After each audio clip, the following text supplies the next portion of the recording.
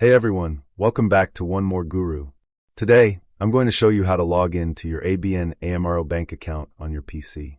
First, open your preferred web browser and go to the official ABN AMRO website. Make sure it's the correct URL to stay safe from phishing sites.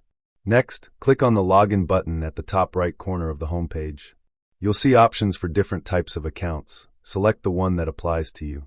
Now, enter your username or personal ID and your password. Double-check to make sure there are no typos, because even a small mistake will prevent you from logging in. After that, click on Login.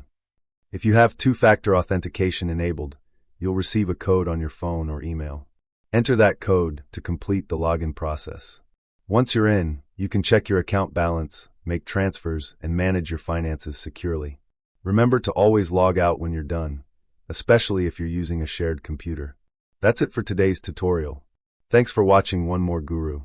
If you found this helpful, don't forget to like, share, and subscribe for more easy banking tutorials.